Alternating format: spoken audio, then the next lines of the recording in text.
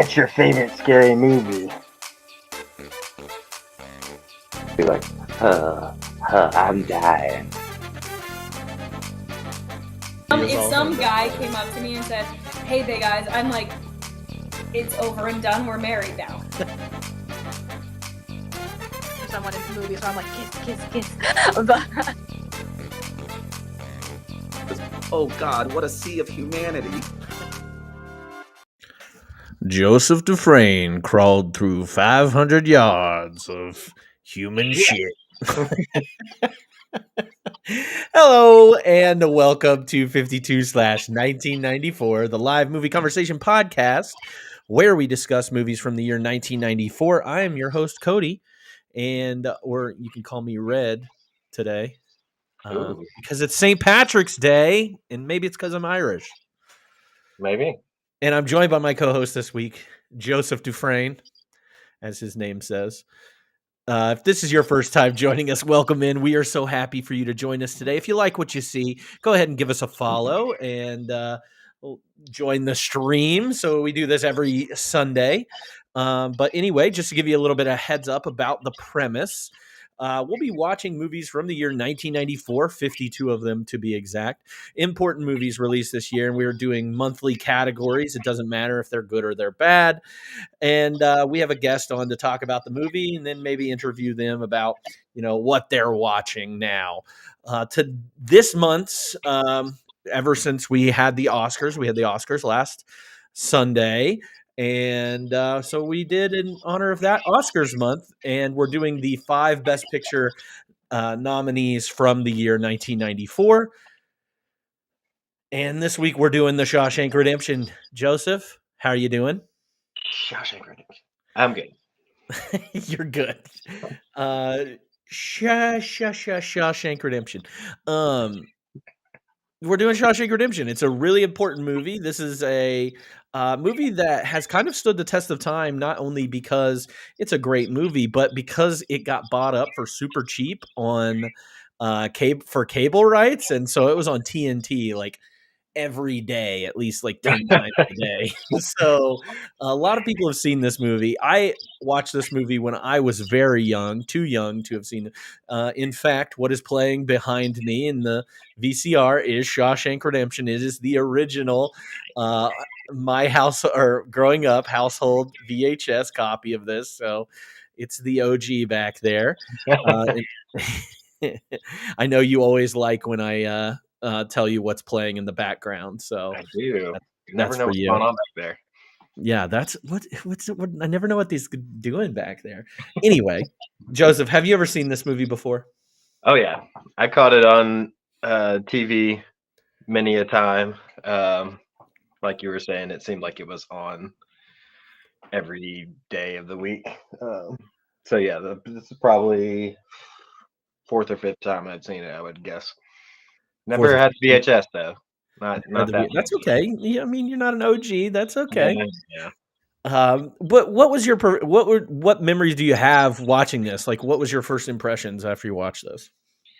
I mean, the first time, definitely there's a little more to it, with the big reveal. But I do like the rewatches because, like, even this time, I caught a few things that I was like, oh man, this character doesn't know this, but I know this. Yeah, So yeah, that's always fun. It's a lot of fun, especially in that like back part of the movie when everything starts going down and everything. So yeah, it's a lot of fun. I don't know if it's a fun movie. I like it. Yeah, maybe fun is not the best word for the movie. I would meant more for the experience. I do think, like, to your point about standing the test of time, like, I feel like because the movie is like centered around like hope, that's like a message for everybody And easily digestible. yeah, this seems like such a boy movie, and maybe it is such a boy movie, but I don't know. Like my sisters and my mom, like they loved this movie growing up, and like I've talked to other women that really enjoy this movie as well. I think when I watched it with Alyssa, I think she enjoyed it. Probably more than she thought she would. I don't know. I'm speaking for her. But yeah, I think it rises above that like gender thing, and it really is a movie about hope. Oh, Hope. No, chat says she loved seeing men in prison. get him. Get them down with the patriarchy. Put them all in jail. Yeah, the Hate only 'em. women in the movie were sexualized on posters. Yeah. We're gonna have fun today.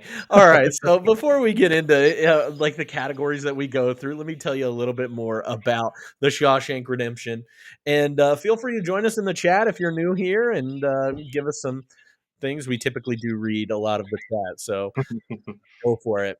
Anyway, this movie is called The Shawshank Redemption with a "the" at the beginning. It's not just Shawshank. It was released September 23rd on 1994, directed and written by Frank Darabont, based on the Stephen King novella Rita Hayworth and The Shawshank Redemption. Frank Darabont is famous for adapting these Stephen King movies or Stephen King stories.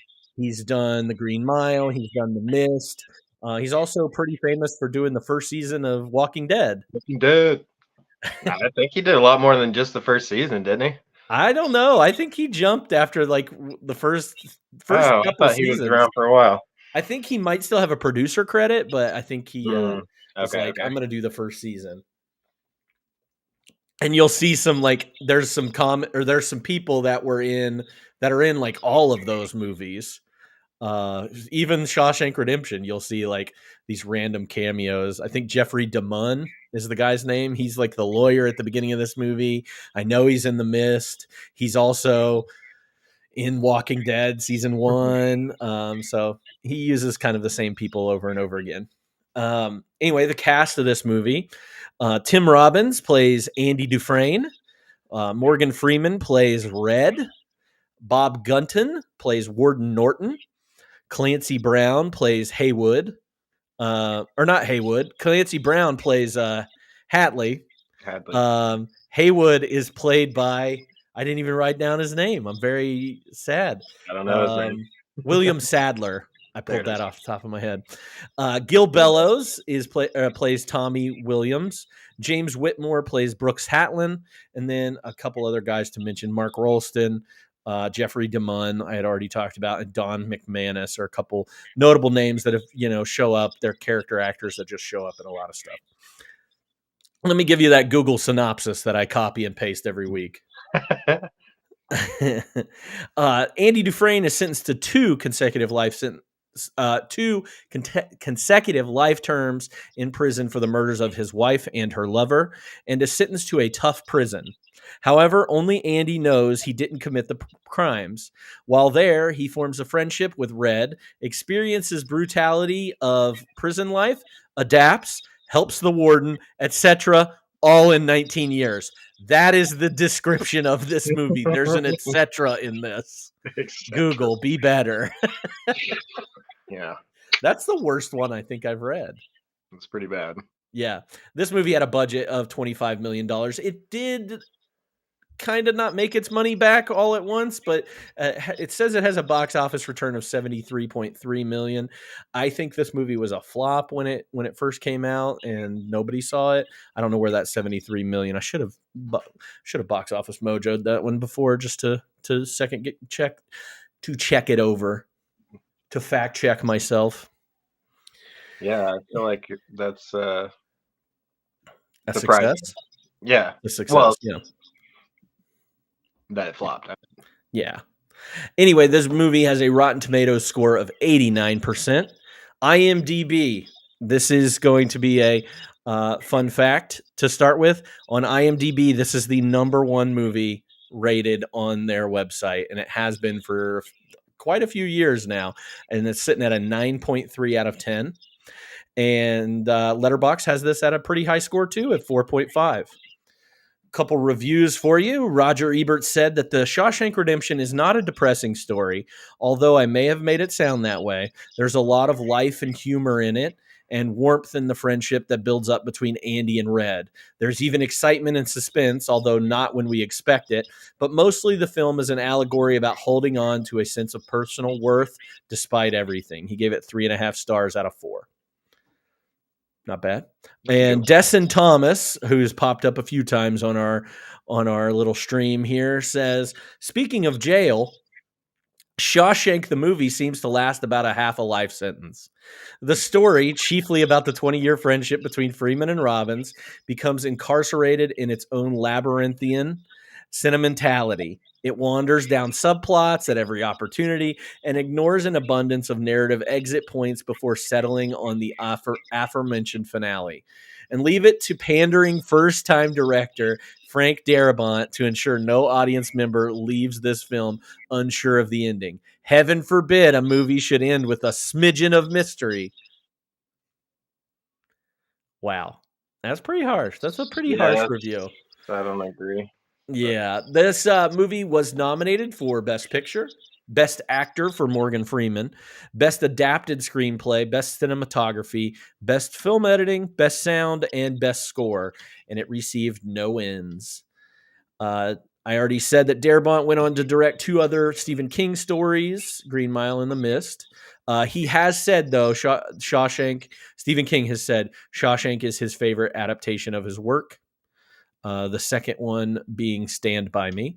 Also, there's a Shawshank Museum located in Mansfield, Ohio. If you ever want to check that out, the prison where Shawshank is filmed is in Ohio, and the surrounding town. There's like a trail.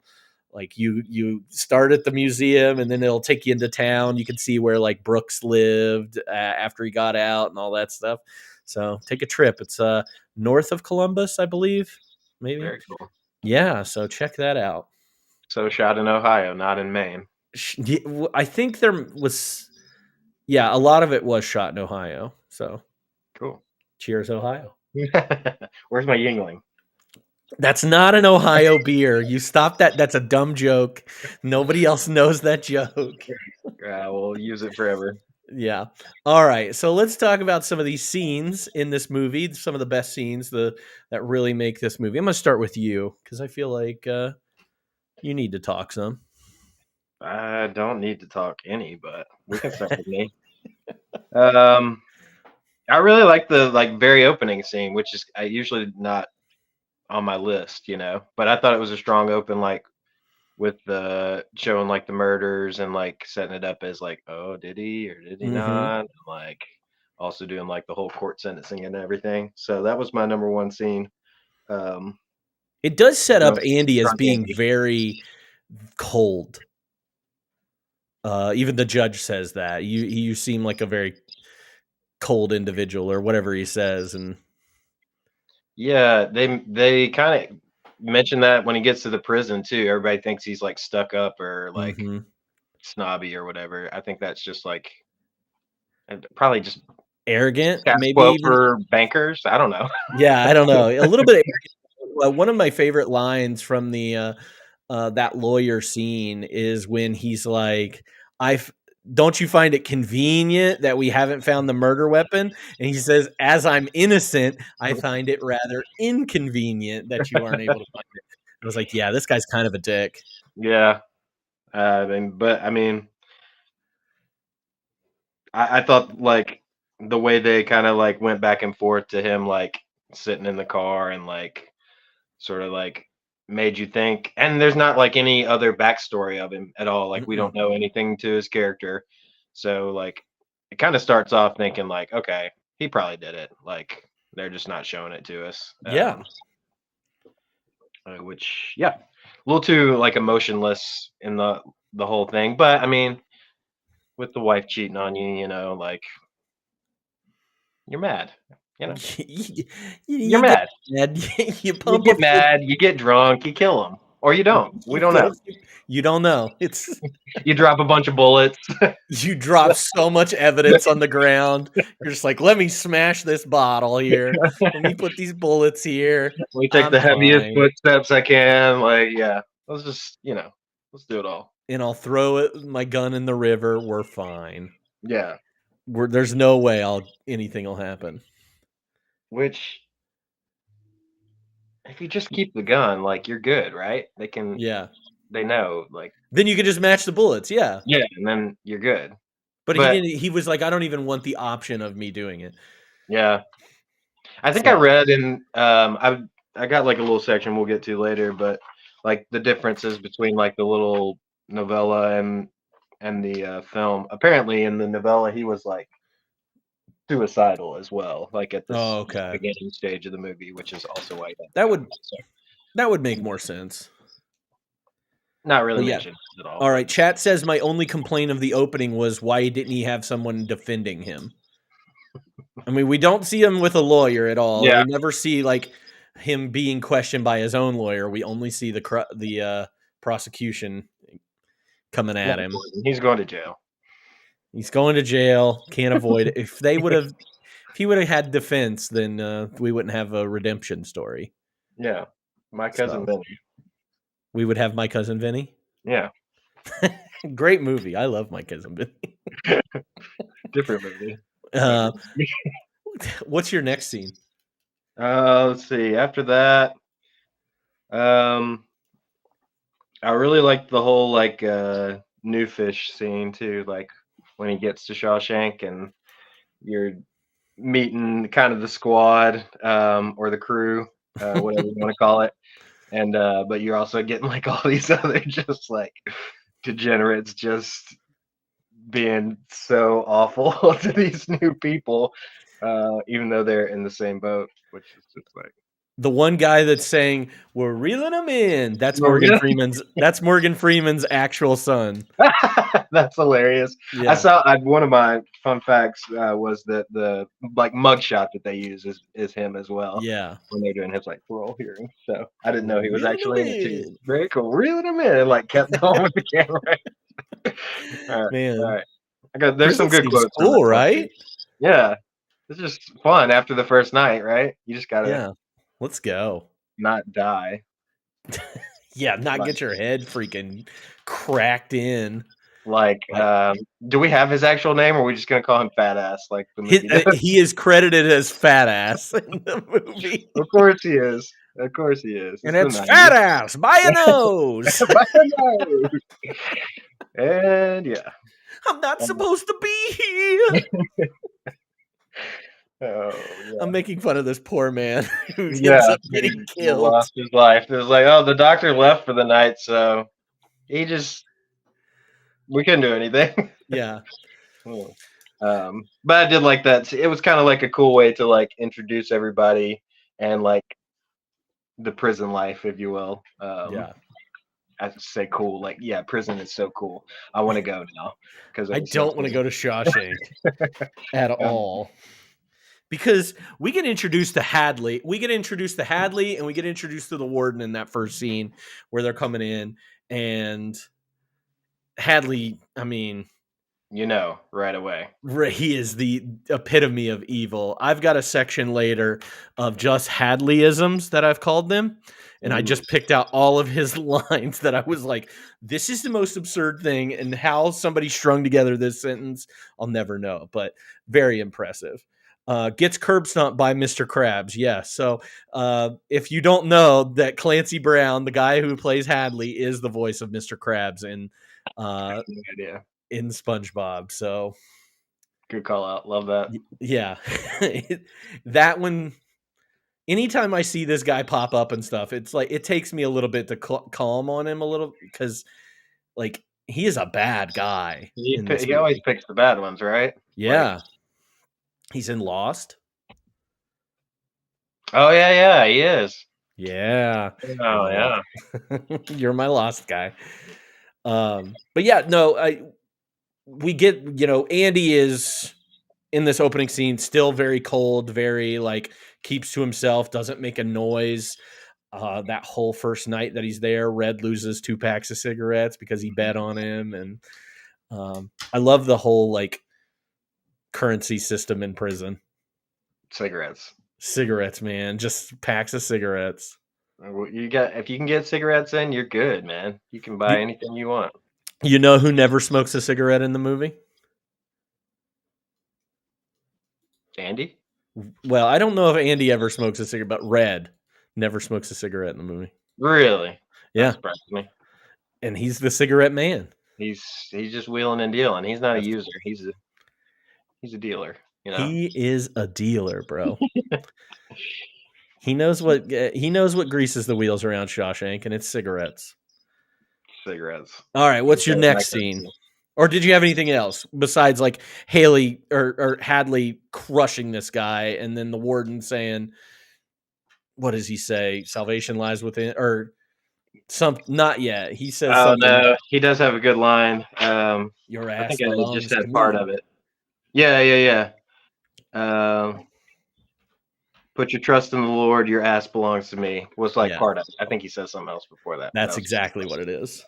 You get two things here at Shawshank: discipline and the Bible. Yep.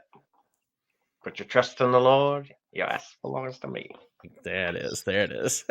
Yeah, it gave like instantly like that kind of quasi like righteous religious person that you're like, you're using religion to like get away with some stuff. You can just tell like immediately from the warden. You can just get a bad feeling about the way he's talking and stuff. But Hadley way worse. Like you said, kind of like full on evil. And I mean, not to go into fun facts or anything early, but Hadley had Clancy Brown had several people approach him that were correctional officers that he was like, "Hey, you can learn to be a correctional officer. You can, shadow me." And he was like, No. I don't want to besmirch correctional officers by playing it the way that I'm going to be. So I don't want any of your help. I'm playing this man like a true evil human being, like that has nothing to do with the fact that he's a correctional officer. And we see that with a couple of the other guys in there. Like we see some guys in there that you're like, oh, they're not so bad, of like prison guards, and they're nice to people and everything. Yeah, but at least behind like Hadley and the warden's back, yeah, that one guy's really happy for Andy when he gets his books. Yeah, and then he reels it back. And he gets locked in the bathroom. Yeah, he's got to go pinch a loaf. All right. What a way to say it. Yeah. What's your next scene? Let's see. After that, let's see. I think I skipped down to like outdoor detail. All right, I got one before that, which is when Andy meets Red for the first time and asks for the rock hammer. Yeah, and that's when we get Red explaining like the whole, like he's playing baseball in the yard. We get Red explaining that, oh, everybody in Shawshank's innocent. He's throwing the ball to Haywood. He's like, lawyer fucked me. Everybody here is innocent. And then he asks him about the rock hammer and how, it would take a minute. Like, you'll need to see the rock hammer when you get it to see that I can't tunnel out, right? Or put it in It's someone's not what you're skull. thinking. Yeah. So we get that, and then we also get where Red's like, how'd you get the name Red? And Morgan Freeman says it's because I'm Irish, which I think is just one of the best lines in this whole movie. Yeah, and probably why you picked it today, right? Yeah. But we also get so Red is doing we're getting Morgan Freeman's narration over this entire movie. But during the narration, when Andy walks away after, he says it's like he almost doesn't, like he truly doesn't belong in prison. He walks around like he's having a stroll in the park or something. Yeah. So already he's thinking like, well, this guy's a little different from the rest of us. Like we're all crooks and this guy's maybe not. Something's different. Yeah, something's different about him. But yeah, the work detail. Yeah, it's funny you mentioned about that scene too. Like he lost him those cigarettes from the bet, so you're expecting like them to not jive very well because of that. But then like I think he ends that little narration part like, yeah, I think it's pretty safe to say I liked him immediately. Yeah. And so you're like, it flips pretty quickly. I guess just due to his like, I don't know, it's kind of like a quiet charm to him, or like, I don't know, but he's in with the crew pretty quick. And yeah, go ahead. No, you go. No, I was just going to say, and I think the next scene pretty much brings him into the crew even more because they hook it up to or Red hooks it up to where they get this outdoor duty or where they're tarring the top of the plate facility or the wood shop. I can't remember which Yeah, one. something like that. I think license plate facility or But he says there's no better detail than working outside in May. And that's pretty awesome. yeah. That I mean, if you gotta do stuff, which I mean, they did do quite a bit of outside work apart from this, like digging up rocks and stuff. So maybe it wasn't as special. I don't know. It's the moment is special in the movie, yeah. for sure. Whether it was like special across the giant time of span that they were there or not, who knows? But yeah, Red, pulled his strings to get everybody up on the roof, and then Hadley's talking about very disrespectfully talking about his dead brother, I think it is. Doesn't really seem to give a shit about his brother at all, but he's pissed off that the government's gonna take, so much of the money that was left for him or whatever. And Andy just like full sends it and walks up to him and like almost gets thrown off the roof because he went a little too bold. But basically, he's like, "Hey, banker, I can help." Like, It you it can is get all the bizarre in this scene that is the way he approaches him. He's like, "Hey, do you trust your wife?" It's like, Like, and he responds, he's like, "Ah, ha, ha, funny guy, right? I'm about to kick the shit out of you for saying yes, that." Like, this guy's about which to have an accident. yeah, very weird phrasing. Maybe for such a meticulous guy, like probably could have chosen something a little bit better, and not just like creeped up on him. Like he's on top of like the guard before they realize he's there, and then he has like a shotgun at his neck immediately. He's like, maybe you'd say something, before you creep up on people. Like he didn't He, just kill you. he's got Like, balls, man. yeah, too big, I think. Yeah, too much. Too big. But in Worked all out. of this, Andy ends up saving Hadley a lot of money that he would have to owe to the government by giving him some advice about taxes and how to give gifts, get gifts received, and keep all the money because, yeah, whatnot. And Andy, the only thing he asks for is 2 beers apiece for my coworkers, which I love. Coworkers, They loved it too when he yeah. said it. Oh. And he doesn't It even wa- drink the beers. He gets the beers. He doesn't even drink the beers. He just sits in the sunlight or in the yeah, shade. I wonder if maybe he's gone sober after the whole. He Last did. time, He says that. really, He says, "I don't drink anymore." last time I was really drunk, I Killed got somebody. framed for murder. I was a little sad. Before we watched this, Alyssa read the synopsis, not the Google synopsis, but in the like letterbox synopsis where it's like Andy Dufresne framed for murder. And I was like, man, you need to not know that. I think you need to be a little bit like ambiguous about it and find out that he didn't actually kill his True, wife for true. later. Yeah, I tried to get in that mindset, even though I've seen it several times. Of like, okay, I know how this goes, but what if this was my first watch? Like, where would I be at right now? Like, what would I be thinking? So I agree. Like, to keep some of that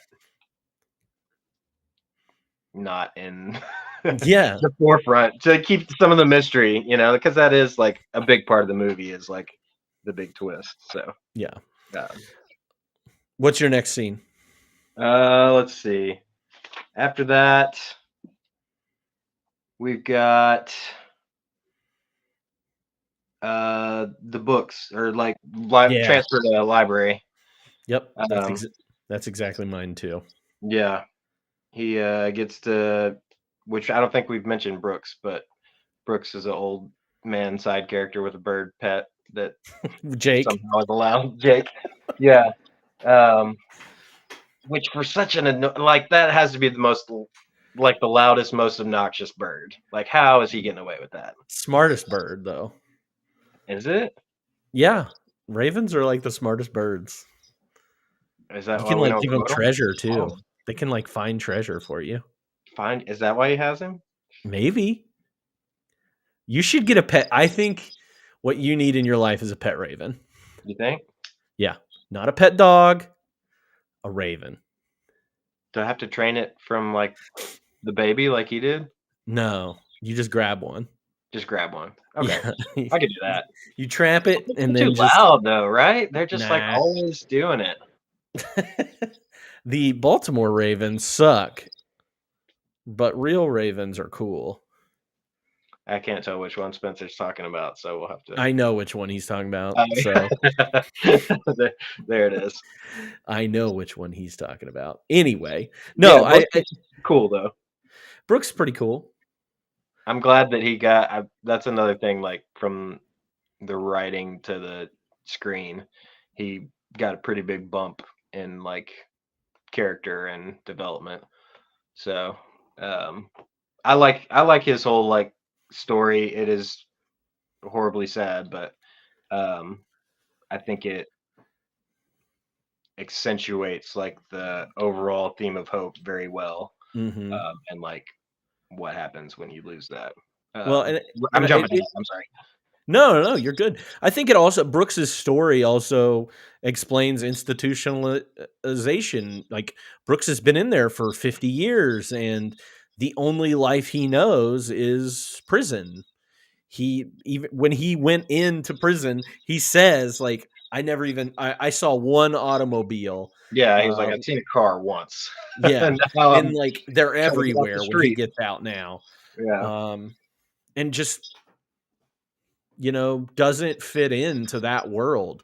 Like Red says, he's an educated man in prison. He's an important man in prison, and out there, he's just an old crook. Can't even get a library card, and that was like his thing his whole time there. So I think it's a really important story in the middle of this, and I like that the placement of it because it does lead you to like you see Red over 20 years going through the same thing, going through, different paroles and getting denied those paroles. And you're like, this is a man that is bound for being institutionalized and not fitting in on the outside world. So I like the Brooks part. It is sad with him, ending it.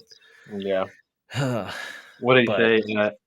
I think I've decided not to stay here or something like that. Was how he phrased it. That was and then carves the Brooks was here thing, and then tips over. Oh gosh, it's a hard. That's a hard image to see too, and especially when you see. I mean, we don't have to talk about like suicide or anything like that, but like seeing an old man do that, I don't know why. It just hits so much harder. Like, even though he's old and like he probably doesn't have many years left, like that's sad to see that. Like getting dressed up and everything. Like, yeah, just the whole like, yeah, it was sad, very sad.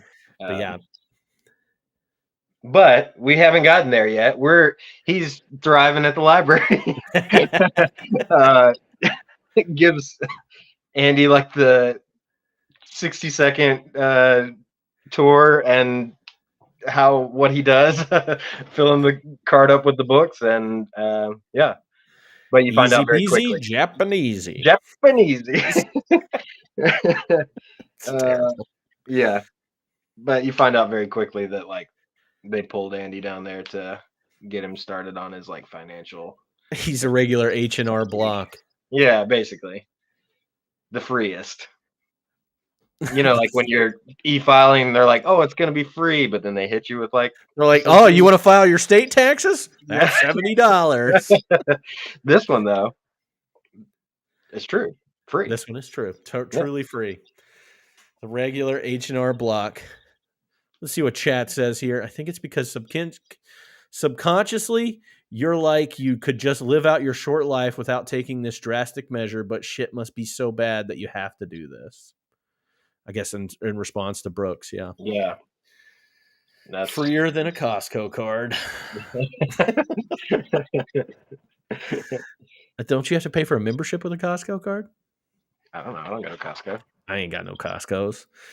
I ain't got no Costco. But anyway, back to the library. Back to the library. Brooksy's out there doing it, you know.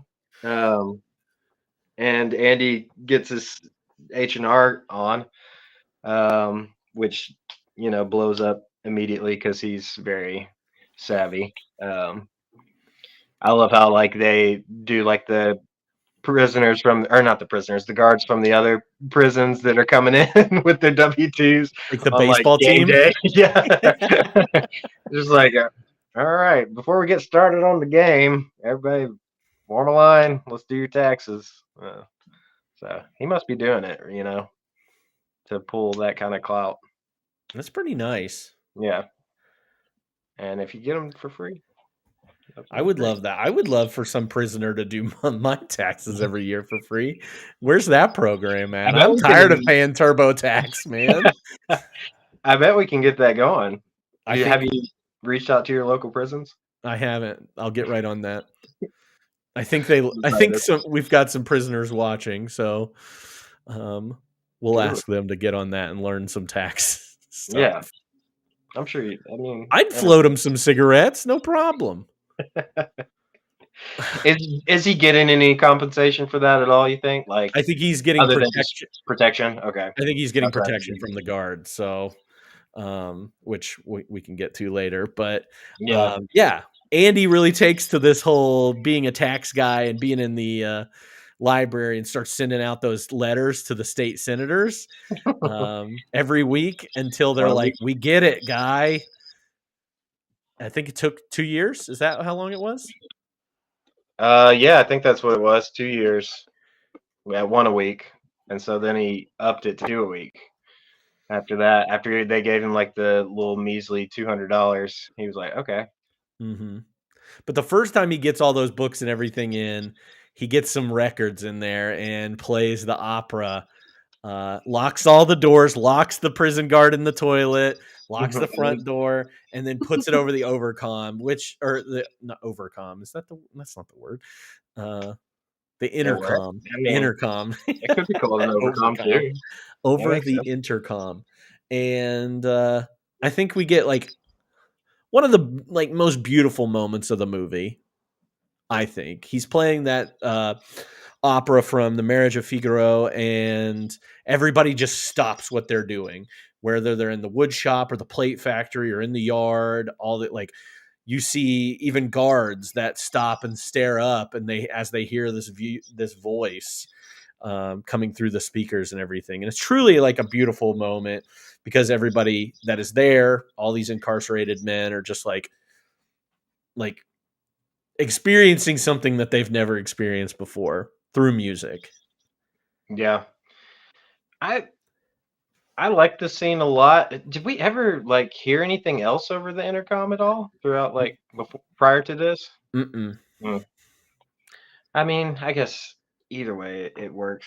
I wish there would have been like something like opposite, to compare it to over the intercoms versus just like nothing. That's just the first thing. Like, to hear the warden like talking shit or like, daily regiment, like something, before it's just like, I mean, if you're in the prison, I'm sure it's equally as jarring and captivating either way. But I don't know. There was something about it that I don't know. I can't put my finger on it. I kind of like it though. Like, if it comes out of nowhere, we don't necessarily need that. This is my opinion. Your opinion is valid, and you can feel exactly how you want to feel. But I'm saying, like, because we never hear anything from it, it is like, holy crap, something is coming out of this intercom. And to hear what it is, it's just like very shocking and moving to them. So yeah, I get it. And Red's like speech during that about like not knowing what they're saying and it doesn't matter what they're saying is very powerful. I have no idea what those two Italian ladies were talking about. It's so good.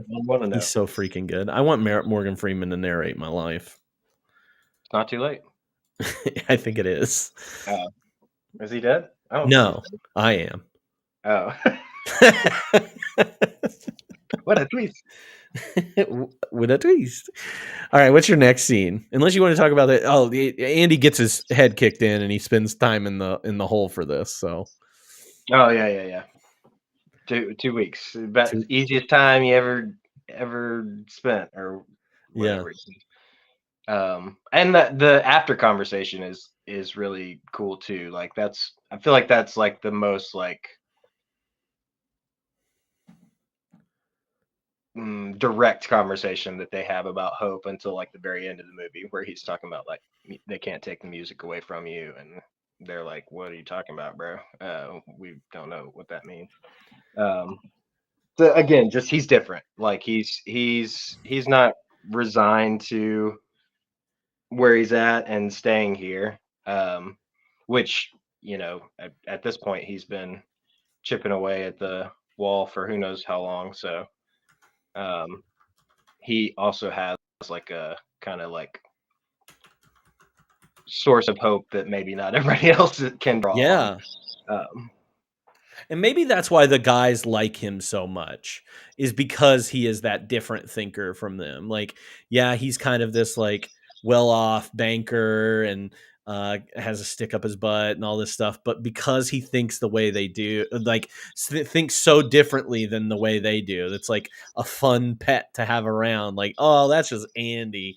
He's talking about music and getting out of here and all this stuff. Like crazy Bless his Andy. heart. Yeah, bless his heart. Yeah. Mm. So, Do you think he would have like been that same guy if he didn't have this tunnel that he was working on that whole time? yeah, well, I don't know. Because when you're digging a tunnel, do you actually think that you're going to escape? That's true. That's true. Which Like is some of the how stuff far that do I you have have to with dig? this, like some of the things that like it's just too convenient for me with the movie. Like, what if Andy gets another cell that's not on the end? Yep. He's one cell over, none of this happens. Right. But because he is up against that wall and shares that wall with that goes with the pipes and all that stuff, it's like, The perfect spot. yeah, he's got the perfect spot, and everything's a little too convenient. Yeah, Which is I get that. again probably my only complaint with this movie, is that everything is so convenient. Oh yeah, especially at the end with like the grand escape. Like I wrote a whole list of like all of this had to be at play perfectly for him to get out. And it just all worked out because All of right, hope. message from chat. I think he would be the same. He gets the little hammer before planning an escape, not the other way around. So I think that helps. I agree. I think because he is developing like his hobbies and things like that before, in more of like an accepting way. Like, if I'm going to be a man on the inside and I have to, be in here for the rest of my life, then I'm going to polish rocks because that's something that I like to do.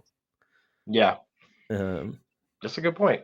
yeah, so I I like just that. don't know, like, if it's me, like, yeah, starting off, I'm sure that's easy to say, but as the years wind on, like, I feel like having a tunnel in progress would help me be a little more optimistic in my day to day, versus everybody else is just doing it. But Secret tunnel. secret tunnel. My next scene is when Andy escapes.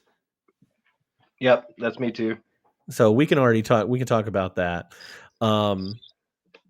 Which I think I love the way that they frame the escape with Andy too, because you think that you're spending that whole day with Red.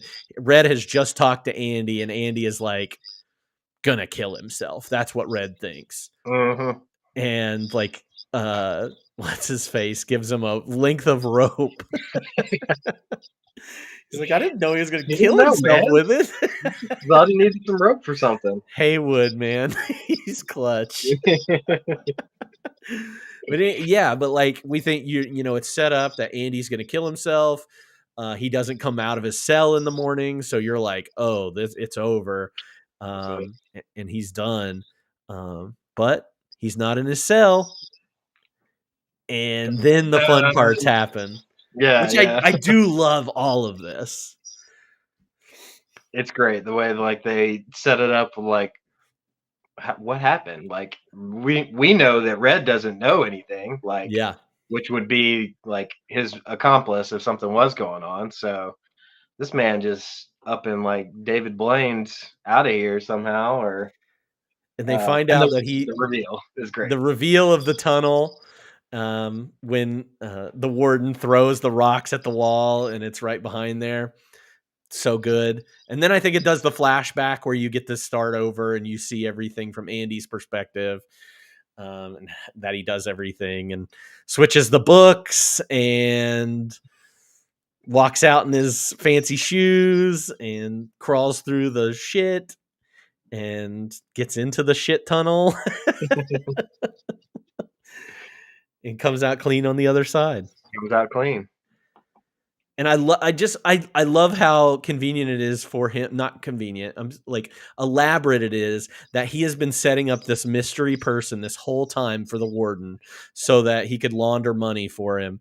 And then he uses that person's identity to take all that money, which I think they said it's what, $350,000. I actually think I wrote this down because I was like, how much is that? 370. Yeah, 370. And we looked up the equivalent, which it's in 2020 that was like roughly around 3 million. It's like over $3 million is what he made out with of their money. So pretty awesome. Yeah, pretty great.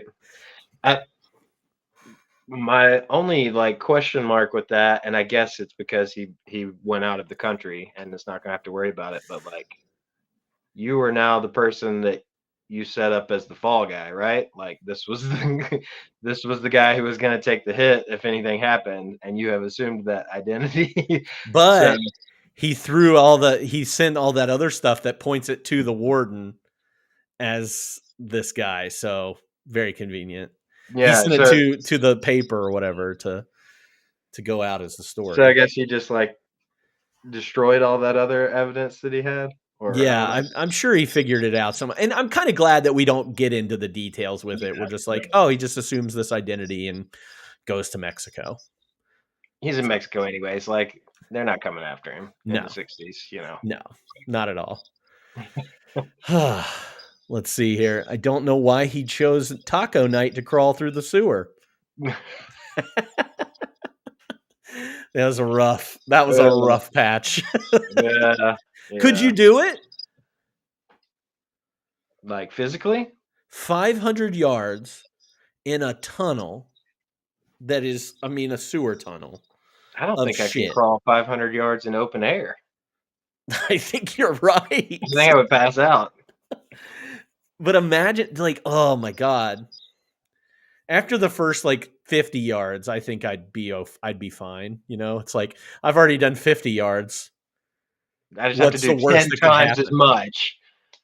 Oh, it's a long distance. I am not saying that I could do it very easily, but I'm saying like after 50 yards, you should be used to the smell. Used to the smell. And also, all that shit just goes out into a drainage ditch. Yeah. With no sort of like grate or anything over it at the end, just open. And then he's just washing himself in the shit water. I mean, thank God it's raining. No, wait. Did he go upstream or downstream? I can't remember. Did he go downstream? I hope he went downstream. He's just covering himself. Oh, finally, clean water. I remember him like going, like trudging through the water quite a bit, but I can't remember which way he went. This is an important. I'll have to rewatch it. Yeah, I'll be right back. 500 yards is a long way. Nobody's saying 5 football fields. Red even says it in his narration. That's a long freaking way. How long do we think his tunnel was? The tunnel? Yeah. Oh, the tunnel yeah. That he made. Okay, yeah. I don't think it was very long. It was like maybe like 30 yards or so. It didn't seem like crazy. That's 90 feet. I don't know. 18 inches? You think it was that long? 18-inch tunnel. And 18 inches, Well, he that's could not have done bad. that. If it's, I mean, it took you 19 years to do it, or I don't remember, 17 years? 19 Yeah, years, 19 something years. like that. 19 years. Yeah, 19 years. Yeah, I need to know the average tunneling rate with the rock hammer. If somebody could look that up for me real quick. 19, I mean, I'm curious. I want to know, I want the schematics of Shawshank. Yeah. I want to know exactly how far he I got weak ass pipes that can be busted through with a rock. With a rock. In like 3 hits. And oh my gosh. I've got more on this, but I love this movie. I've got more on it. We'll get back to it. Do you have any other scenes? Not really scenes. The only thing I think that we should mention, just for overall story, is Tommy. Oh, okay. The guy that came in as a potential saving grace to get him, off for the murder, because this guy's saying, "Hey, I talked to a guy when I was doing a stand up in Jersey." I don't know what he says. I love your Tommy impression. It's just my Tommy voice. That's how it goes.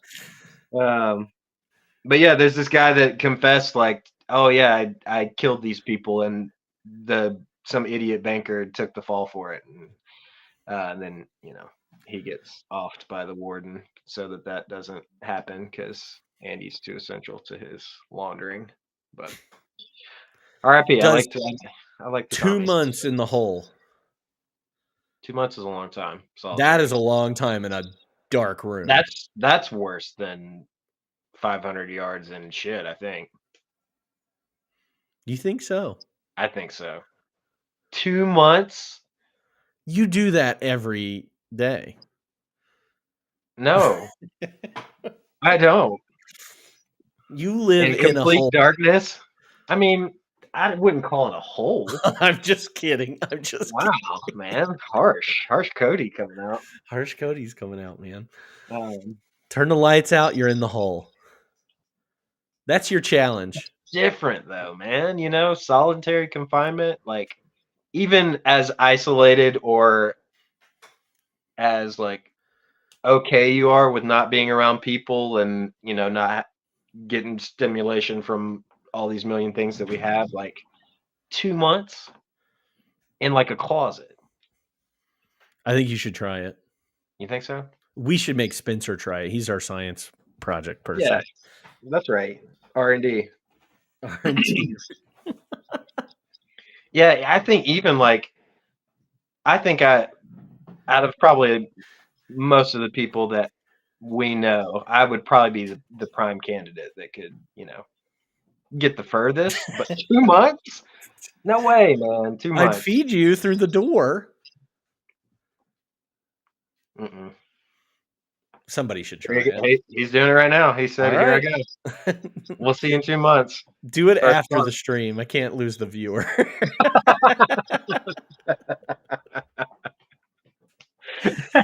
Can't lose it. Solitary after. I'll pay you in smokes if you can do it.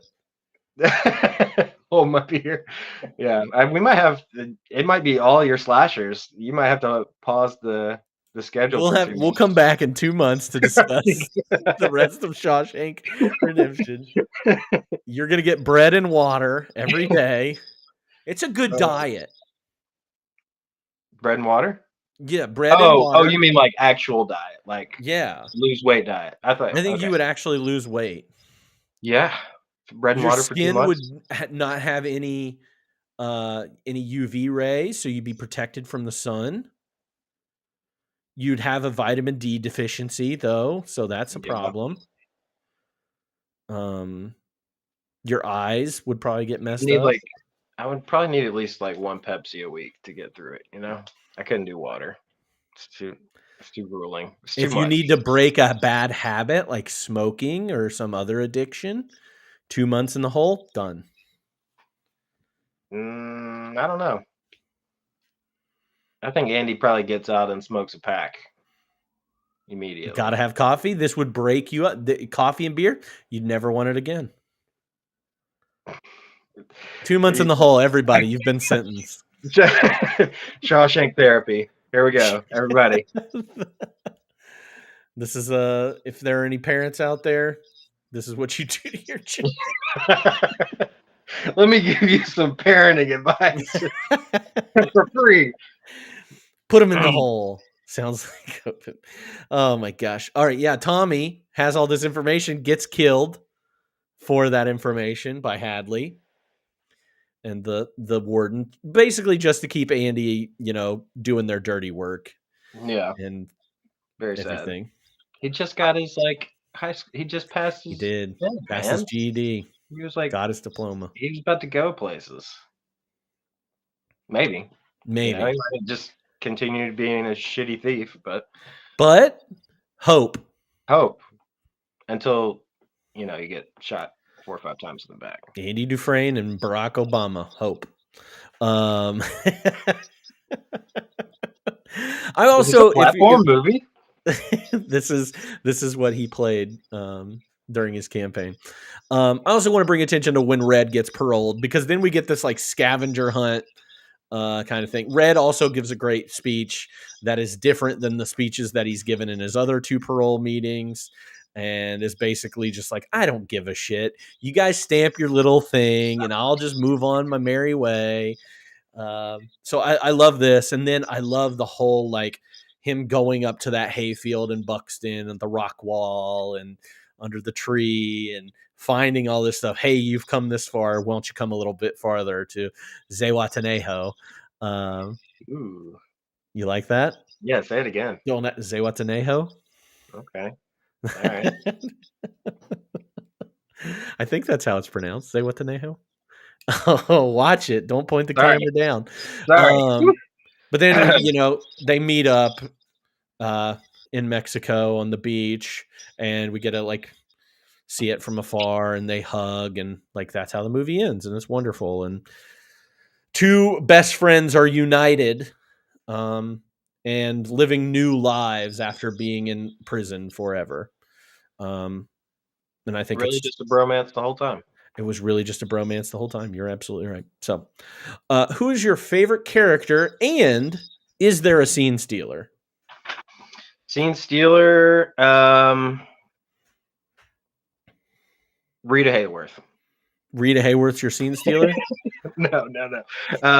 I think for me, probably Haywood probably is my first. He's just very funny and has a lot of good lines. I really liked Tommy too, so he's a close second for me. Yeah, I agree. The scene stealer, and for me, is Haywood. I think Brooks does a really, really good job as well in his role, but Haywood is the comic relief that this movie needs at times. Red is absolutely my favorite character in the movie, though. It's because of the voice, isn't it? Oh my God. He's incredible. They always say, people always say, movies don't need narration, or that's a cop out of how to move your story, but it is absolutely necessary to this movie. Can you imagine this movie without narration? I mean, I think it could be done, but it would be different. I don't think it's as impactful. I love I love that we're getting it from Red's perspective, and we're getting all of those little quotes and everything from him. We get the impression how he feels about Andy, and how they grow over time to be friends. I just love all that stuff with it. So Red is absolutely my favorite character in this. I like it. I'm usually one of those. I agree with you. I'm usually one of those not a big narrator, kind of guy, but it works well for this movie, especially since it's from his perspective. I think there's a lot of valuable introspection that comes from him. I think my 2 favorite movies, and I think this is why they did the narration, is based on Goodfellas, and the narration in Goodfellas and how it could be done. I think those are 2 movies that do the narration really, really well. So, all right, now we're coming to quotes, and I can either start with our Hadleyisms, or I'm kind of interested. Yeah, let's start with the Hadleyisms. okay, let's start with the Hadleyism because I think these are some of the best lines in this thing. And hide your kids because these are not for their ears. All right, I'll start with this one. What is your major malfunction, you fat barrel of monkey spunk? That was early too, isn't it? Yeah, it's all in like one scene. Oh gosh, that's fat ass when he's oh, going that's after him. If I hear so much as a mouse fart and hear the rest of the night, I swear by God and Sonny Jesus, you all visit the infirmary. Every last motherfucker in here. Oh my. You will shut the fuck up or I'll sing you a lullaby. Oh yeah, I had that one. What the Christ is this happy horse shit? I love that. I kind of use that one. Dumb shit. What do you think the government's going to do to me? Take a big wet bite out of my ass is what? He just this is like the dad from A Christmas Story, I'm pretty sure. Uncle Sam reaching into your shirt and squeezing your tit till it's purple. Yes, that was on my list too. I love this whenever he's going to, get to fat ass. He's a prisoner in the background says, "Hey, he took the Lord's name in vain. I'm telling the warden." And Hadley says, "You'll be telling the warden about my baton up your ass." Another one is you eat when we say you eat, you piss when we say you piss, and you shit when we say you shit. You got that, you maggot dick motherfucker. I said maggot dick motherfucker. Maggot dick motherfucker. Woo. Bunch of ball washing bastards. Yeah, fucking A. I don't need a smart wife killing banker to tell me where the bear shit in the buckwheat. These are amazing. And my favorite, not my favorite. This one's pretty harsh. Oh, that's funny. You're gonna look funnier sucking my dick with no teeth. Oh yeah, it's pretty harsh. Yeah, it's pretty. Just tough. Weaving a tapestry of expletives. Usually beating the shit out of someone. Yes. Oh my God. Every time that man beats the shit out of somebody, it is. Like you hear that baton hitting, and I'm just like, ugh. Even when it's about somebody like Boggs, when he's beating the shit out of Boggs, still and then you find out what happens to Boggs afterwards and everything. So, all right, tell me give me some of your quotes, you fat barrel of monkey spunk. Let's see. We already said the "put your trust in the Lord" one. I have a couple from New Fish Night that just like random inmates were yelling out.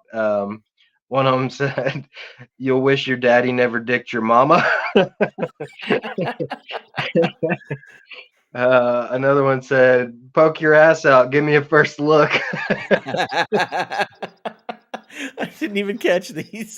I think those were the two most notable amongst the slurs and expletives. What else do we have? When Andy and Red are first talking, and Andy says, "I have no enemies in here," and Red's like, "Yeah, wait a while." I was like, "Ooh." And in that same talk, I've got one where he said they're talking about the sisters, and Boggs is taking a liking to you, and Andy says, "I don't suppose it would help if I told them that I'm not homosexual," and Red says, "Neither are they. You have to be human first. They don't qualify." Yeah, don't like that, but pretty accurate. Yeah.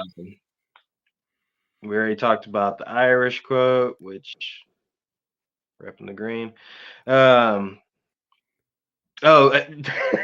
Bringing Rita Hayworth back in, which apparently she was part of even the title for like the novella. Mm-hmm.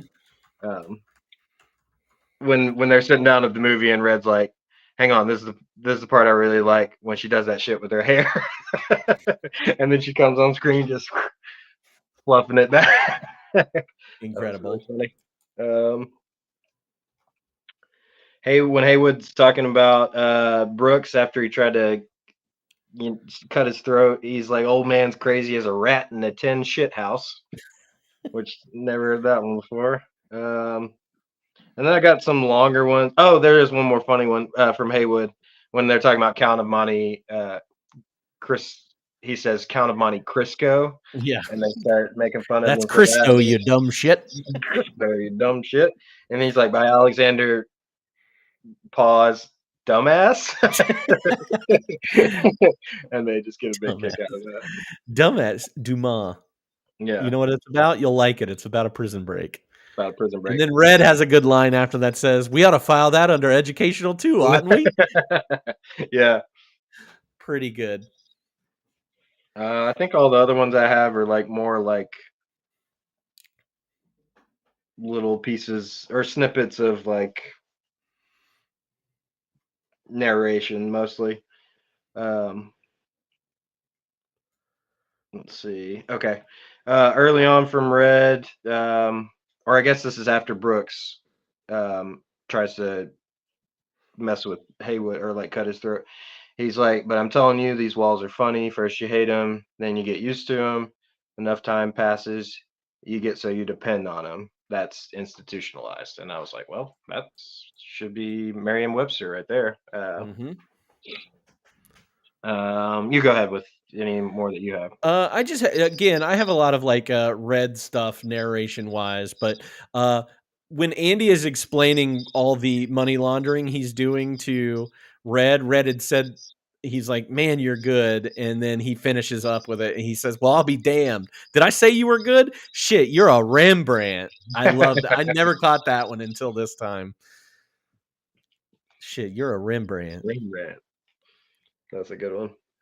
I like this piece of narration where he says sometimes it's after Andy has escaped and it's before he gets paroled. He says, sometimes it makes me sad, though, Andy being gone. I have to remind myself that some birds aren't meant to be caged. Their feathers are just too bright. And when they fly away, the part of you that knows it was a sin to lock them up does rejoice. But still, the place you live in is much more drab and empty when they're gone. I guess I just miss my friend. I really love that little piece of narration there. A lot about birds and cages. Do I have anything else? I hope I can make it across the border. I hope I can see my friend and shake his hand. I hope the Pacific is as blue as it has been in my dreams. I hope. And that's the last line of the movie. I hope. Yeah. I hope. Very poignant. And I have another piece of Red narration. And it was after, it's when we were just talking about the two Italian ladies. I have no idea to this day what those two Italian ladies were singing about. Truth is, I don't want to know. Some things are best left unsaid. I'd like to think they were singing about something so beautiful it can't be expressed in words and makes your heart ache because of it. I tell you, those voices soared higher and farther than anybody in a gray place dares to dream. It was like some beautiful bird flapped into our drab little cage and made those walls dissolve away. And for the briefest moments, every last man in Shawshank felt free. A lot of bird symbolism here. A lot of Jakes. A lot of Jakes in here. We all get birds, and we're all going to do the whole challenge. Can we have our bird in solitary? No. And we're all going to crawl through 500 yards of shit. The Shawshank Challenge. We should just all go to the museum place you were talking about and do. Let's do it. Come on up. We'll spend 2 months up in Ohio. See what it's all about. See if they'll lock us in the prison for 2 months. You don't want to go to Mansfield? I don't think chat's super into it anymore. I think it's faded. Oh, whatever. Chat can suck it. All right. What was your biggest laugh, cry, scare, or thrill? Or maybe all of them. We've hit on most of it. I did cry when the whole Brooksy thing happened. I think that was the only time I cried, though. Biggest laugh was like the whole new fish scene when they're just like terrorizing these new inmates. I thought was very funny, in a horrible kind of way. But and then thrill, I'm not sure thrill or scare. This is kind of a combination of the two, like a bad thrill. Mhm. Just like the sisters like Yeah, anytime springing the on him. sisters. Yeah, because it always came like out of nowhere. Like they were just springing on him, which again is probably exactly how it goes down. But it was like so disruptive of like what's going on in the narrative.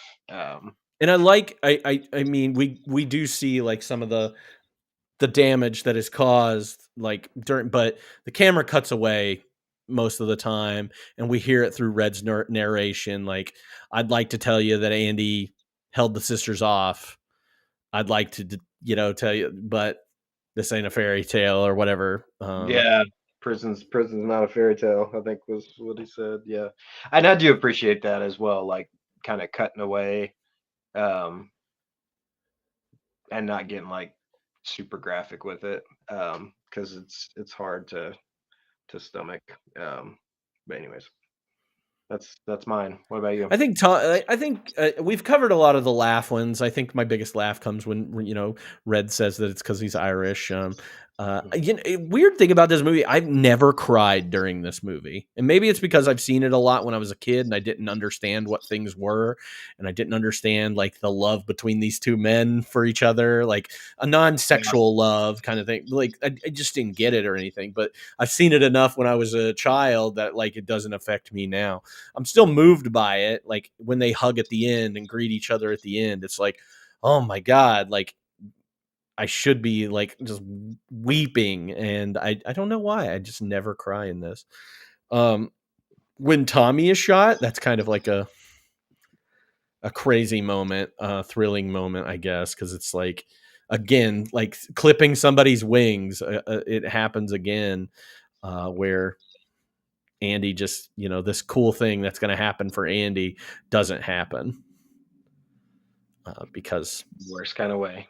Yep.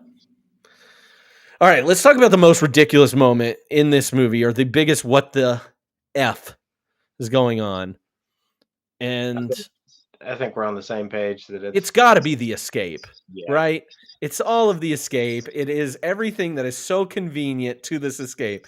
Like, I mean, the 3 questions I have written down is, how does he put the poster back after he leaves? What does he do if it's not storming? That's a big one, yeah. Did he know that pipe led a half a mile out of Shawshank? Like, right? Yeah. He could have gone the other way, like into a toilet. Yeah.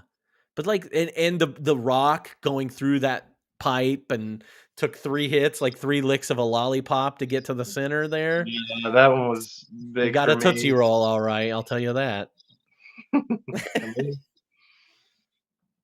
is he okay just like dying in that tunnel if he doesn't make it? I think at that point, if you're escaping, you're just like, whatever. Hope never dies, though, so. It's true. Is there anything else I'm missing, like of convenience-wise? The only other thing that didn't make sense to me is like, so when he does break the pipe, it like sprays up, right? Mhm. Wouldn't that mean like that the pipe is completely full? Like, yeah, I don't know how that works. We're like pressurized at least, but like it's not though. It's not like capped off. There's no like I don't know. Yeah. It was just weird, like, because it like sprayed out like it was like full and pressurized, and then he gets down in there and it's just like, slow drain off, which I don't know. And then there's like you see those kind of drains even in like old school movies like this, but they always have like something at the end, like some sort of grate that you have to even like put one through that he can break through with the rock again or something, like if you're gonna, I don't know, it was too convenient, like we are hashing here, but. And he makes pretty good like headway too. Because the next day they discover that he's missing. So like he gets like, I want to know what time of day or night he goes. Like, is this 10 o'clock at night? And how long does it take him to crawl 500 yards through that? At what time does he get out there? And how big of head start does he have as a fugitive? Like, and I mean, I know he changes and he has all that information, but like, that's some questions I need answered. Yeah. Yeah, they were a little slow on the uptake after it all went down. Like, I don't know. He doesn't have he can't have more than like 12 hours head start, right? And he has to walk or run. Has to walk. Has to get a shower somewhere. Oh, he showered in the storm. That you think that would do it? After Well, I mean, he has a bar of soap. They found a bar of soap. Oh, there was a bar of soap? Okay. Yeah, they found a bar of soap. That was what part of it. That would help, I guess. So he showered there and then changes into the warden's clothes. Here's another thing. Tim Robbins is 6'5". The warden is 6'2". Those pants ain't going to fit him. I'm here to say. Yeah. That jacket ain't going to fit him. It looked well tailored, though. Maybe that he took it. Maybe he took it to get it adjusted. Yeah, he probably had the time. Yeah, how many banks did they say he hit up to? Like, I don't even remember. Something? Like, and how does he have time to mail? Like, he sends that to the bank, or he goes to the bank. It almost seems like it all happens on the one day. They never make a mention about like, oh, the next day or the following day. That's when Hadley gets arrested and the warden shoots himself in the head. Like, because you see it on the newspaper that they're caught. So how long does it take them to print that story? There's just a lot of little conveniences there that I think are. It would have to be at least next day, right? Because he sends that out with the bank's outgoing mail. Yes. It's in the paper in the morning, so it would have to be at least like 24 hours later. But by that point, he's probably in Mexico. Like, yeah. And if you're the warden and you know that guy's out, like, get out of there. Wait, there's no way. We're in Maine, right? And he crossed the border in Texas? Oh, it's a long trip. That's a long trip. How long is that trip? Maine. Let's just say Buxton. Let's say because he has to go to Buxton to put the letter there too. Yeah.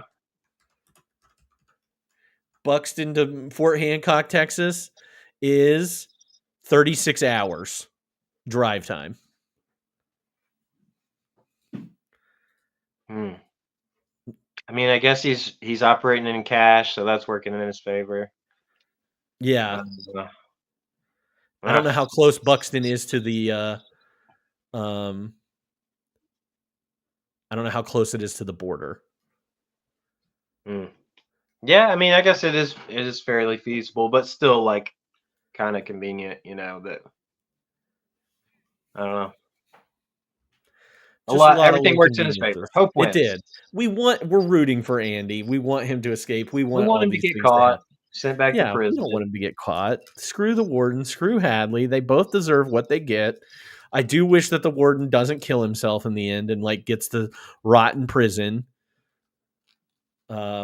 With the inmates that he's made miserable over time. So there's like a second where you think he's going to go out guns blazing, like they're going to come through the door, and he's got it pointed at the door. He's like, just tilts it back. Should I? I think that's the first time I've ever seen suicide on screen in a movie. Really? Yeah. And you were how old? I'm telling you, I watched this movie when I was 7, 8 years old. So too soon. Yeah. Too soon. That's okay. It wasn't like full on graphic, but it was graphic enough. It was pretty graphic. Like you didn't see the exit of anything. But I wouldn't be the man I am today if I didn't see this. That's what. And how special am I? Yeah. All right. What was your favorite music moment in the movie? I would say the whole bit that was playing during Brooks's leaving the prison to his suicide was very moving. It was like soft and a lot of keys going. I think that was it for me. Yeah, It was a good I score, love though. There's a so lot of strings. This is a good score. Thomas Newman. I don't know what else Thomas Newman has done, but yeah, the score for this is very memorable to me. And as I'm watching it, I can like kind of hum along to it a little bit. But yeah, I agree. I like that part. I like when Andy is escaping, that whole like when he's out of the thing, like it's a very monumental moment. Do give a shout out to Marriage of Figaro for the opera scene, but also a shout out to Hank Williams' Lovesick Blues that Haywood is singing in the library.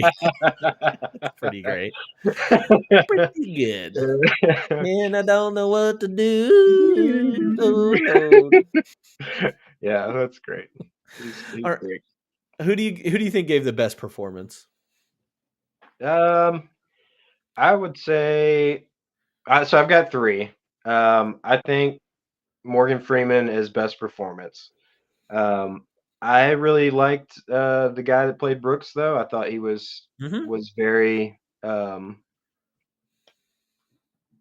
sad, Yeah, and pulled that off really well.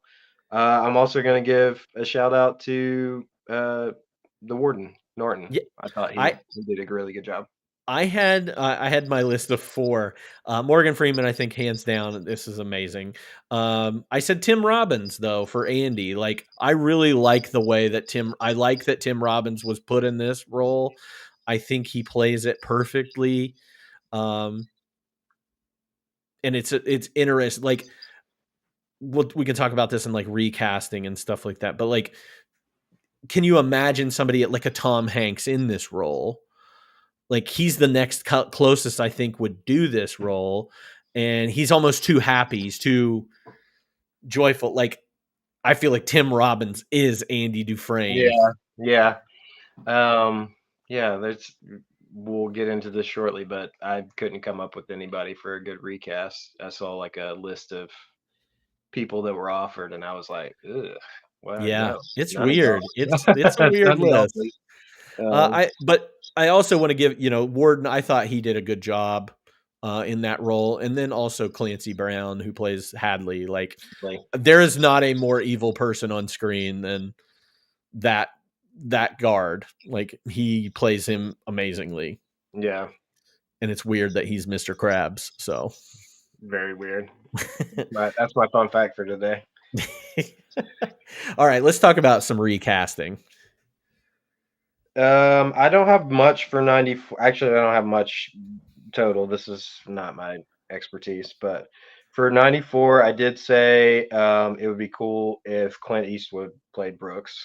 Probably too big of a name, I think, for that, but I like him doing that. And then I had a recast for Haywood, the crazy version of Nick Cage, because Nicolas Cage can be whoever he wants, but like the wild version of Nicolas Cage. Yeah, well there. I thought a Tom Hanks would be interesting in the role of Andy. He was offered the role, but he turned it down to do Forrest Gump. Never heard of it. Never heard of that movie. So he ended up doing okay with that movie.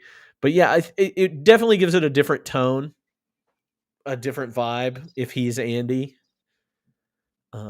And I couldn't stop thinking about like him in Big. I don't know, like imagine the child from Big in prison. And it's just like him jumping on the beds like every night. Well, all I can think about when I read that about Tom Hanks is The Green Mile. Like it would be too weird. Yeah. And I think that came after, right? So yes, yeah. It would be weird in retrospect, not at the time, but like looking back, I'm like, oh no, don't have him on both sides. Like he's a guard. Yeah. And they I think the guy wanted Frank Darabont wanted who for the warden? He wanted James Cromwell, who's the farmer in Babe. Oh yeah, okay. He plays the warden in The Green Mile. but they wanted him for that part, and which I'm glad he wasn't that, because I don't want to see him in like a bad light, like a negative light, because he was the farmer in Babe, and then the warden in The Green Mile wasn't such a bad guy. A So little bit different. yeah, a little bit different. So, let's see here. Anthony Hopkins would have been a good warden.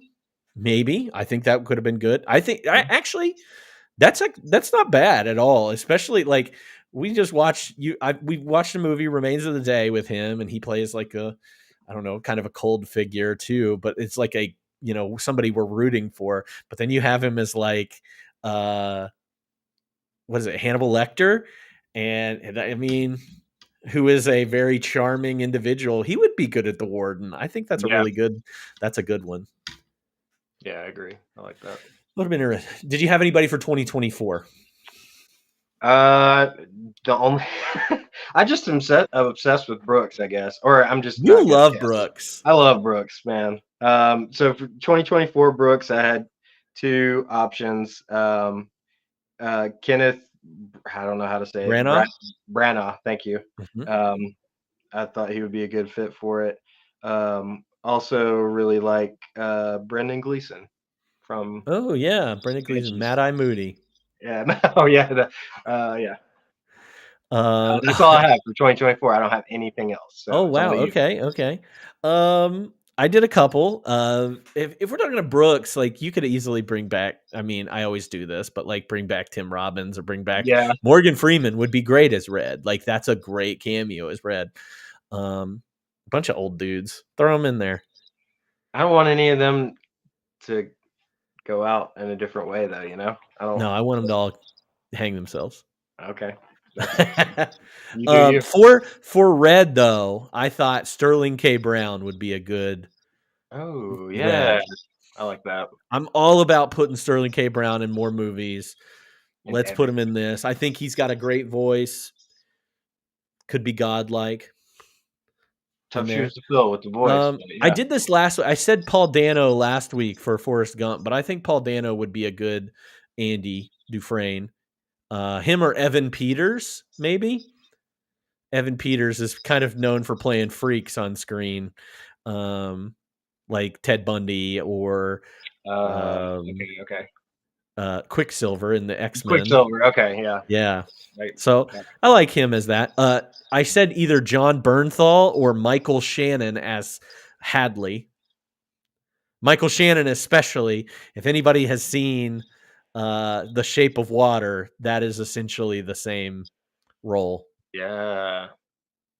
But John Bernthal from Walking Dead. Yeah. Shane. Shout out Walking Dead. Yeah. Also, he was the Punisher, right? Too. So he's kind of like. Yeah, he's the Punisher. He's a mean guy. He is a mean guy. Edward Norton or John Cusack as the Warden. Ooh. I needed somebody that could play Slimy. Yeah. And Edward Norton's last name is Norton, so it fits. So yeah, he wouldn't have to change anything. He was born for it, literally. So, we've got a couple people in the chat giving a couple. Tom Hardy is the mean guard. Not bad. Tom Hardy can play a pretty mean human being. Mm-hmm. Yodeling Walmart kid as Haywood. I'll have to look that up later. I don't know what that means. You don't know the yodeling Walmart kid? He's grown up now, but yeah, that one's got a lot. We'll see how old Mason Ramsey can check do. Back in on that. Yeah, we'll check in on that one. All right. Anything else in chat? Please feel free to write your thoughts or opinions in chat, and we will probably read them out unless they're offensive. He's saying Lovesick Blues in a Walmart. That's basically all you need to know. You'll look it up and you'll be like, I hate this. All right. There's a lot of fun facts that go with this movie. We've covered a lot of them. I'll start out. The body count for this movie, there are 6 deaths in this movie. But I'm sure there are a lot of people that die in Shawshank, but 6 is the ones that we see or know about. So if you want to count them and prove me wrong, you can. No, but that's 6 is the right number. Without like trying to do math. It just feels like so many more people died. But yeah. What else you got? I've got a lot, so we'll probably cross over.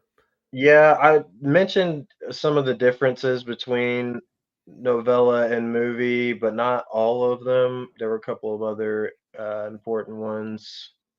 Tommy got transferred instead of executed. They just sent him to a different prison. Which I don't like, because that means that Tommy, I read that, but like that means that Tommy isn't a likable character. Like he basically says, "Oh, I'll keep my mouth shut. Just send me to a different Send me prison." away. Yeah, Yeah, I don't like that. I like how I he know. went out. I like most of. I think I like pretty much everything that happened in the movie better. Um, uh, Hadley was like long gone before Andy escaped, which kind of makes sense, because we're talking like he's been there almost 20 years. I think he like died of a heart attack or something. Um, and then Warden Norton resigns instead of committing suicide. So Oh, I don't like that. yeah, there's definitely a lot of like changes that really like drive home the theme, I feel like, and like the viewer satisfaction, if you will. um from like the written material. Like Brooks just like when he got out too, I'm not sure if I mentioned it or not. I probably did because I've talked nonstop Brooks. Uh, but when he got out on parole, he just like went to a nursing home and died of natural causes. Mm. Okay, it's like way more impactful the other way. You like Brooks as much as I like streaming movies on Tubi. I don't know, man. You think Maybe now, before their rebrand, before the Tubi rebrand. I don't you love that them Tubi so much more. rebrand. What else you got? Stephen King never cashed the $5,000 check he got for the rights. He sent it back to Darabont years later, framed with a note that said, "In case you ever need bail money, love, Steve." That's cute. I wish cool. I could just not cash a $5,000 check. I mean, Jeez. he's getting money thrown at him every which way, especially like 90s. Like it's like damn near everything he wrote got adapted. Yeah, and is still getting adapted to this day. Still remakes. Yeah, we're already in the remake cycles. Let's see. We already talked about Freeman's son. Oh, this is kind of a weird one, but I thought it was fascinating. The maggot that they fed to Jake. Did you read about that? Yes. The American Humane Society was like, "Nope, you can't do that. Live maggot. It's cruel." To the maggot. Yeah, maggot. It's a maggot. It's cruel to the maggot. Yeah, not to the maggot because it's getting eaten alive. Happens every day in nature, but whatever. So they fed the bird a dead magnet. Maggot. I got magnets on the brain, man. Miracles. Yeah, it's just I can't understand them, so they're everywhere. Dead maggot fed to Jake, and then like come to find out, like years later, Darabont's like, "Yeah, I killed that maggot so that we could do that." Just crazy. Which is like the opposite of like what the American Humane Society was trying to accomplish. Anyways. It's so crazy. I know I like the adaptation better of the movie than the book, and some of the stuff that they changed. It's so much better. And again, just puts the I don't know thematically it works a lot better in the movie. Agreed. I did have this where Red is throwing a baseball in the prison yard. It took 9 hours to shoot that, and Morgan Freeman threw that baseball for that entire 9 hours. And showed up the next day with his arm in a sling. Some of the people that were considered for the part of Red. Now, Red is a white man in the book. He is a white, red-headed, white Irish man. So they considered Clint Eastwood, Harrison Ford, Paul Newman, Gene Hackman, Robert Redford, and Robert Duvall all for the part of Red. Would have been they don't really bring race into this movie that much at all. Which is interesting, but yeah, especially for like what? Yeah, the time. 40s, 50s, 60s. Yeah. Maybe, I don't know. It's an interesting choice. So it almost exists outside of the real world. The prison does. So Yeah. Brooks is in prison for murdering his wife and daughter after a losing streak of poker. It's never said in the film, but that's why he's in prison. That's the reason from the source material. That's what? How does that happen? The way that Red is in jail in the book is different. So in the movie, he's in jail because he killed somebody during a botch like robbery, and in the book, it's because he cut the brakes of his wife's car and ended up killing his neighbor and their child as well as his wife, and that's why he's in jail. Which is bizarre. Yeah. Already talked about a Red's cell number. Don't know if you caught this. I did catch this on this viewing. 237. Does that do anything for you? Room 237 in The Shining. Okay. Yeah. Let's see. Originally, Rob Reiner wanted to buy this script from Frank Darabont for $2.5 million, and he would direct it. He wanted Harrison Ford and Tom Cruise to play Red and Andy. What a different movie that is. And then I'll end on this one. Frank Darabont, maggots. How do they work?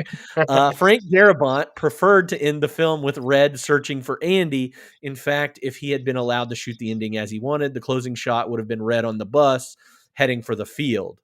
Darabont wanted to end on an open, ambiguous note, but Castle Rock, the company that produced it, insisted on a reunion between the two to please audiences. So instead of showing us a teary reunion, the film observes it from a distance, which was his response to their demands. Okay, so this kind of leads into the big question, which I'm not going to play the thing. But how do you feel about the ending? That I could see going either way, working well. The ambiguity is cool because, like, you know, sometimes hope is as powerful when you don't see the end game. Yeah. But I thought if they were gonna be like reunited, the way it was done was good. Like, it was minimal. You got the pan out shot, like we can see him hugging in the distance, but there's no like more narration or like big speech or anything there. I like, if they were gonna do it this way, they did it well, I think. Yeah. I agree with you. I actually like the ending that is in, like, I like the ending. I do think you could have ended, I think, after he goes to the rock wall and is on the bus and still have, like, I hope I see my friend. I hope I make it to the Pacific and all this stuff. Like, you could have ended it right there. That would have been fine. But no, I think it does well. It gives you some more relief. We've spent so much time in jail and we've spent so much time locked up that I do think that it opens up the world by, and brings these two characters that we've fallen in love with this entire 2 hours and 20 minutes by seeing them together on the beach in Mexico. Like, you're right. We needed that happy ending because it was such a slog. Like, sometimes, like, there were slow parts of the movie that I saw, like, people critiquing, like, oh, it was really slow. And, like, I feel like that's so intentional though. Like, you are in jail. You have to feel like, hey, I've been in here 10 years. I've been in here 20 years. I've been in here 30 years. And I think we get that relief, with that and them seeing each other in the end. So I like the ending personally. Chat says if they ended it before Red goes to the field, I would have assumed he had the same fate as Brooks. And they were setting it up kind of like that, he's in the same room, like, can see Brooks was here on the ceiling, like. So I think if you get to the point of at least him on the bus, we're like pulling out of that some, but I do like that they pulled all the way out. I don't need conversation between those two. Everything's been said. That's pretty funny. Brooks and Dunn. That's pretty good. That's what the name of this podcast should have been. Brooks and Dunn. Rebrand. That one got me. Got him. Oh man. All right. What's your rewatchability rating out of 5? I think it's, which I don't usually give such a high score for like something with a twist that you're like The twist. seen it, like don't really need to see it again. I put it at 4 for rewatchability. I give it a 5. I love this movie. Okay. Well, you've seen it 100,000 I times have already, seen it so I so figured many you would be times. a 0. What did you give it overall? Overall, it's a 4 for me as well. I give it a 4.5. Solid. Yeah, it's a good movie. Not a 5-star movie. It's not a 5-star movie for me. You needed more Brooks. I needed more Brooks. I needed more Jake. I needed more Rita. Yeah. If since this movie is such a good movie, if you had to say one bad thing about it, what would it be? We've talked about it. The convenience. Yeah. Yeah. Quite a few plot devices that exist to make it all happen. It's just Which is great, the thunderstorm. It gets me. I mean, that I can kind of like, oh, did he see a storm coming? Like, did he choose this night because he's expecting it to storm? But still, like, what if it just rains? Like, what if there's no lightning and thunder? Like, Exactly. then he's just in there clanging pipes. I mean, he probably could still get away with it because it's only 3 hits. I don't know. Yeah, and if it's 18-inch walls or whatever, I don't know. We've got to figure that out. We got to figure that out. Still All too right. convenient. Yeah, Even best I case agree. scenario. I agree. I'm not going to think about it too much, although maybe after this I will. All right, like a fine wine and dish, if you could pair this movie with another movie for a double feature, what would you choose? Okay, I mean, I feel like The Green Mile is an obvious one. Yeah. So let's just get that out of the way. A little bit more magical, though, than this movie. Oh, yeah, way more supernatural with that. But, similar setting, like similar like question of innocence, like I actually do really like that's more on brand for Stephen King. We won't go down that trail. I also said for like a prison breaky type bromance-y feel, which I haven't seen the original. I've only seen the remake, so forgive me for that. Papillon? I don't know how you say it. Papillon? Papillon? Okay, we'll say I said it right. I did great. And then my other one is, and I think you'll agree with this 100% based off of what you said about Red, March of the Penguins.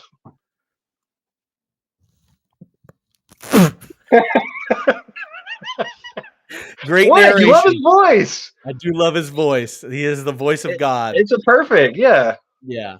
So if you want a Morgan Freeman double feature narration, Shawshank Redemption, There it is. and March of the Penguins, basically the same movie. Basically the same, but he'll sultry you up the whole time.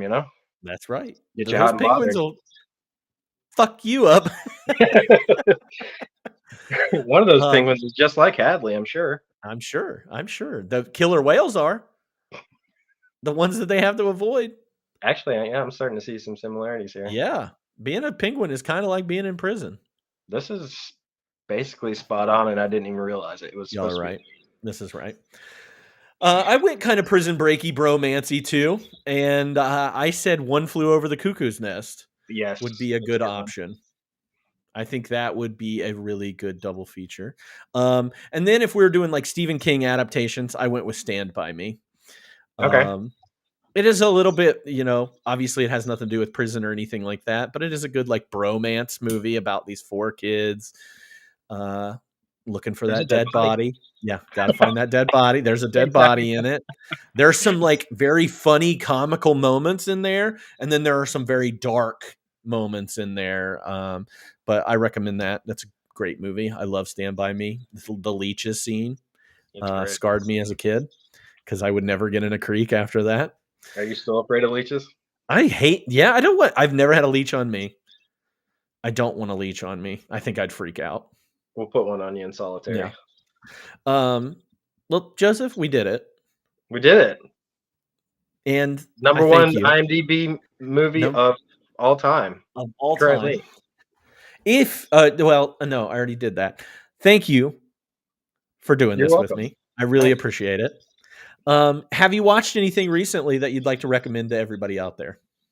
I'm kind of on a pretty big come down from the Oscars. I haven't watched a lot lately. I finally did see Dream Scenario though with Nicolas Cage. It was pretty good. It was an interesting like thought about internet fame and yeah, it was pretty good. He was very good in it, I thought. That's about the only like new thing that I would recommend I've seen lately. I am hoping to see Love Lies Bleeding very soon. Which I really do want to see that with Kristen Stewart and you know how I feel about her. So yeah. Oh, I know how you feel about her. Now everybody does. everybody knows. Everybody That's knows fine. now. I don't care. That's all right. You go. She's a dish, man. You got it. Any movie? I'm kind of on the same way. I've kind of had I had a big January and February where I was watching tons of movies, and now I haven't watched so many movies, except for the ones that we do for this show. I did watch in honor of this show this week, Gilda, with Rita Hayworth. The movie that they're watching that's in there. That's the movie, right? Okay. Yeah, that is the Nice. movie. Which is a good movie, and there is some scenes in there like where there's a safe behind a painting and all this stuff in there. It's not really like beat for beat like the Shawshank Redemption, so I can't like recommend it as a double feature, but it's a decent old noir movie, and Rita Hayworth's great in it, and it's fine. There's some really cool shots in there, a lot of stuff with like shadows and things that the filmmaker's doing. But other than that, I do want to give a shout out for Shawshank Redemption to Roger Deakins. He doesn't need any shout outs though. He's the cinematographer for this movie and a lot of movies that you probably love. But I thought this movie was beautiful, and I love the tone, like the gray, like it just looked very pretty to me. Yeah. And like, there's a lot of darkness in this movie, but you still know what's going on at all. And I just think that's a credit to the cinematographer. He's doing a really good job. So, somebody recommended The Bricklayer. I don't know what that movie is. I've never heard of that actually. Sounds like the Lego Movie 3. I don't know. Aaron Eckhart movie, 2024 film, just came out, directed by Rennie Harlan. So check that out. We've got some recommendations in the chat. Check that out. But next week is going to be a controversial one for you, my friend. It is going to be Pulp Fiction, and it is currently streaming on Max, and we'll be doing that stream next Sunday at 5 p.m. So do not miss that. We're going to be here and discussing Pulp Fiction and whether or not it is the greatest of all time for Tarantino or not. So we'll be talking about that one. Also, don't forget our special episode at the end of the month, March, before March 31st. It'll be the week before March 31st. Don't forget about a special episode. We're talking about kids who hate their parents. We're talking about movies like North, Trading Mom, Getting Even with Dad, and Camp Nowhere. So check out those movies if you can, or just bring your memory of watching those movies when you were a kid. Trading Mom is awful. I don't recommend anybody watch it, but if you want to watch it just for the sake of this show, go for it. But other than that, this has been 52/1994. You all are great. We'll see you next week.